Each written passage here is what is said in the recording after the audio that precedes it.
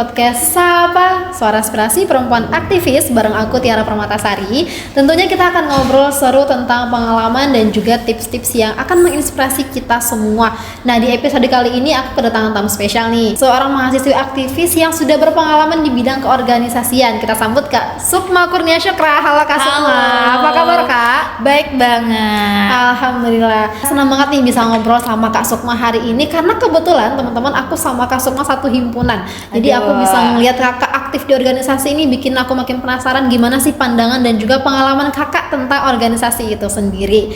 Nah, mungkin langsung aja ya Kak. Boleh, Nih aku ada beberapa pertanyaan. Nah, aku harap kakak bisa dengan senang hati menjawab dan tidak keberatan untuk pertanyaan-pertanyaannya. Iya. Oke, Kak boleh cerita sedikit nggak? Kakak tuh aktif organisasi mulai dari kapan dan kalau boleh tahu apa-apa aja organisasi yang udah kakak pernah terjun di dalamnya gitu? Oke, aku kalau aktif organisasi aku dari SMA.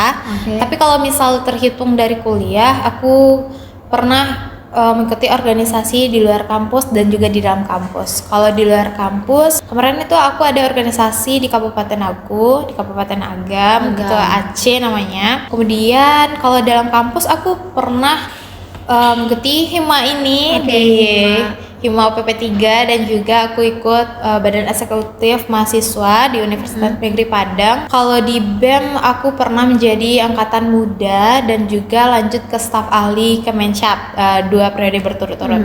Nah, kalau di Hima aku 3 periode berturut-turut. Dari aku Hima Muda Minat dan Bakat, kemudian aku lanjut menjadi sekretaris 1 dan sekarang aku menjadi sekretaris umum tentunya di kabinet kita Arta Aksara. Keren, 3 kabinet untuk Hima, 2 kabinet untuk BEM. Oke, apa sebenarnya yang memicu kakak untuk masuk ke organisasi? Apakah memang dorongan dari keluarga, lingkungan, atau dari diri sendiri kak? Atau misalkan ada pengalaman yang menginspirasi gitu? Oke, kalau misalnya untuk masuk organisasi itu emang dari diri pribadi ya gitu. Kalau untuk dorongan mungkin selain aku juga dulu organisasi juga di SMA, jadi kayak aku ngapain ya aku lagi di sini ya, aku mau melanjutkan organisasi juga gitu. Terus kayak dulu kan sering daring ya kalau kami awal-awal gitu, angkatan 22 awal-awal tuh daring, jadi aku kayak berinisiatif kayaknya aku masuk organisasi aja lah cari lagi gitu ya, cari kesibukan itu salah satunya, tetapi menjadikan itu salah satu alasan tapi tetap bertanggung jawab dengan apa yang diambil, bukan sekedar coba-coba aja, sekedar iseng ya, terus nggak bertanggung jawab gitu. Kemudian selama aktif dari semester 3 tadi ya kak sampai semester 7 sekarang pasti ada banyak momen naik turunnya dong. Nah, menurut kakak momen apa yang paling berkesan dan mungkin paling banyak merubah sudut pandang kakak tentang organisasi kah, dia tentang orang lain atau bahkan diri sendiri gitu? Kalau menurut aku ya, organisasi di SMA sama di kuliah itu beda banget guys gitu. Itu sangat berbeda jauh gitu. Dan menurut aku pertama, walaupun dari semester 1 aku udah mengikuti organisasi di luar kampus, tapi ketika aku mencoba di dalam kampus di semester 3 itu sangat terasa berbedanya gitu. Kayak banyak hal-hal yang aku baru pelajari gitu. Apalagi dari kakak tingkat dalam memecahkan masalah ini biasanya kita melakukan dengan cara A gitu atau cara B lah bisa gitu. Tapi setelah aku masuk di Hima ini terutamanya aku bisa loh dapat solusinya bukan A sama B aja tapi bisa mungkin sampai beragam Z gitu ya. Banyak solusi yang aku dapatkan gitu. Jadi semakin banyak kita ketemu orang, sudut pandang kita itu semakin bertambah luas, gitu, semakin luas gitu. Nah kak, di awal-awal semester sebelum kakak masuk organisasi pasti udah punya gambaran dong, ketika kita masuk organisasi gini nih bayangannya gitu. Nah, seiring berjalannya waktu apakah ekspektasi itu sesuai dengan apa yang kakak temukan di organisasi atau justru berbanding terbalik dengan ekspektasi itu? Ya, kalau untuk ekspektasi ya menurut aku sangat melebihi ekspektasi aku. Melebihi ekspektasi. Ya, karena tidak sesuai dengan organisasi SMA karena ini lebih meningkat gitu. Nah, dalam hal ekspektasi nih, semisalnya aku dalam organisasi aku berpikir aku akan menjadi orang yang biasa-biasa aja sih gitu melalui kegiatan aku di semester 1 dan 2 di kampus ini gitu, nggak ngapa-ngapain gitu. Ternyata memang berubah total semuanya gitu, melebihi ekspektasi aku. Kayak misalnya aku nggak kenal orang, semester 1 semester 2 aku cuman kenal sedikit orang. Setelah aku ikut organisasi aku kenal banyak orang, kemudian dari dosen-dosen gitu. Aku semakin banyak mengenal dosen dan bagaimana cara pandang dan menyelesaikan masalah itu, semakin banyak cara solusi yang melebihi ekspektasi aku. Aku memang banyak mendapatkan pelajaran sih dari organisasi ini. Oke. Berarti ketika kita ngomong organisasi tentunya harus ada dedikasi ya kan? Iya, betul. Oke. Berarti tentang dedikasi, menurut Kak sendiri presence atau kehadiran itu dalam organisasi itu seperti apa sih Kak? Apakah kita cukup hadir secara fisik atau dia punya makna hadir yang lebih dalam yang memang berpengaruh ke dinamika tim itu gitu? Oke, kalau bicara kehadiran ya. Kalau bicara kehadiran menurut aku kan hanya sekedar fisik yang kamu bilang tadi. Kalau kehadiran itu untuk apa kita misalnya datang nih, misal rapat atau diskusi, kita datang dari kos, tuk ya, datang kampus, duduk, habis itu pulang. Itu kita nggak akan memberikan manfaat gitu. Nggak ada Jadi efeknya. iya nggak ada efeknya. Kalau menurut aku, cobalah ketika kita masuk organisasi itu, ketika kita hadir, kita memberikan pikiran kita, memberikan argumen kita dalam bentuk kontribusi kita sebagai kayak gitu. Argumen kita itu penting loh gitu. Misalnya nih, kayak orang nggak akan berpikir akan terjadi suatu, tapi kalau kita mengeluarkan argumen kita, itu akan menjadi acuan juga. Oh, benar kata kamu gitu. Oh, kayaknya kata kamu salah. Jadi kita memicu orang juga gitu untuk mengeluarkan pikirannya gitu. Itu yang membuat kita tuh gak hadir hanya duduk aja. Menurut aku kita harus memberikan dedikasi kita tuh dalam bentuk pikiran juga sebagai bentuk kontribusi kita gitu. Jadi forum yang asik itu ketika memang banyak kontribusi ya Kak, banyak argumen yang muncul gitu. Oke, kalau bicara soal kehadiran yang konsisten, menurut Kakak seberapa besar pengaruhnya terhadap munculnya dedikasi dan juga rasa tanggung jawab seorang anggota dalam organisasi? Nah, kalau misalnya konsisten ya, semisal kita bicara nih ada rapat pertama, rapat kedua, rapat ketiga, otomatis kalau cuman kita hadir di rapat kedua, setelah adanya rapat ketiga, berarti kita nggak konsisten ya, cuman satu kali hadir. Ibaratnya kita cuman tahu hari itu aja. Karena jarang aku menemukan orang yang memang kalau tidak hadir rapat atau diskusi, dia akan menanyakan apa sih hasil rapat tadi jarang, gitu. Ya jarang, karena dia pasti kan dia akan berfokus, oh dia datang di rapat kedua, dia bicara di rapat kedua saja gitu. Informasi yang dapat ya itu gitu. Jadi dia nggak tahu loh proses dari rapat pertama, rapat kedua dan rapat ketiga. Jadi itu kalau semisal kita tahu proses, kita tahu apa permasalahannya gitu. Misal di rapat pertama sudah ada permasalahannya, kemudian di rapat kedua tiba-tiba udah ada solusinya. Tapi setelah ada solusi, ada lagi nih masalah yang lain gitu. Jadi kita nggak hanya kalau kita hadir satu hari, siapa tahu kita cuma menemukan masalah gitu. Jadi kita nggak belajar yang mana ya solusinya gitu. Jadi kayak kurang nyambung juga Iya, nih. kurang nyambung Kak. gitu kalau kita cuman hadir satu hari aja. Jadi kita tuh harus konsisten gitu. Dan semisalnya kalau kita nggak bisa hadir, nggak bisa lah kita konsisten hadir setiap kali rapat, tapi minimal kita bertanya lah apa sih nontulensi pada hari itu, apa sih hasil hari itu. Jadi kita juga berpikir, jangan hanya sekedar mendengarkan aja ya. Misal mendengarkan hasil gitu, tapi nggak kita pikirkan gitu. Kalau kita pikirkan pasti kita tahu loh, kayaknya ini nggak bisa loh gitu. Kayaknya aku mau berpendapat lah, kasih masukan lah besok ini gitu. Itu sih menurut aku. Erat sama dedikasi ya Kak. Iya. Ngomong-ngomong soal dedikasi lagi, tentu tadi kayak Kakak bilang, berarti komunikasi ini sepenting itu. Yes, ya kan, Kak? betul. Nah, menurut Kakak gimana Kakak melihatnya? Banyak juga yang bilang bahwa komunikasi itu merupakan fondasi penting dalam organisasi. Justru komunikasi bisa menjadi penentu arah, bahkan menjadi standar apakah organisasi itu sehat atau enggak gitu. Kalau menurut aku dalam organisasi itu komunikasi itu sangat penting. Karena apa? Ibaratnya gini, sekecil-kecilnya dedikasi itu kita memberikan kabar gitu. Kan kita memberikan kabar ini komunikasi lah ibaratnya ya. Apakah kabar itu dengan kepala bidang kita atau dengan koordinator kita gitu. Nah, kalau kita tidak memberikan kabar, orang tidak akan tahu apa kendala kita tidak bisa pergi hari itu. Jadi akan terjadi miskom lah ibaratnya. Pasti orang akan berpikir, kemana sih kamu, gimana sih dia nggak ngasih kabar. Nanti orang akan berpikir negatif. Kita nggak bisa loh menghandle pikiran orang terhadap kita gitu. Walaupun sudah kita jelaskan, akhirnya nanti pikiran negatif tuh tetap gitu. Jadi cobalah untuk berikan kabar itu untuk minim-minimnya gitu. Jangan sampai menghilang gitu.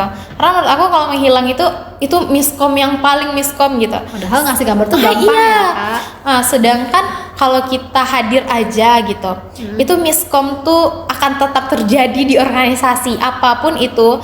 Se-perfectnya kita melaksanakan kegiatan atau forum diskusi, itu pasti akan ada miskom kecil-kecilan gitu. Apalagi nggak ada sama sekali komunikasi. Nggak ada yang sempurna yang nggak ada miskom. Betul. Pasti ada miskom. Jadi penting banget sih komunikasi menurut Sangat aku. amat penting ya Kak untuk menghindari terjadinya miskom tadi. Iya. Nah, menurut Kakak dalam organisasi ini pasti ada di mana seseorang tuh ngerasa down, kayak ngerasa, duh berat banget nih gitu. Jadi menurut Kakak apa nih hal yang biasanya bikin seseorang tetap bertahan, tetap semangat, atau tetap berdedikasi dalam organisasi meskipun mereka lagi menghadapi tantangan dalam organisasi tersebut?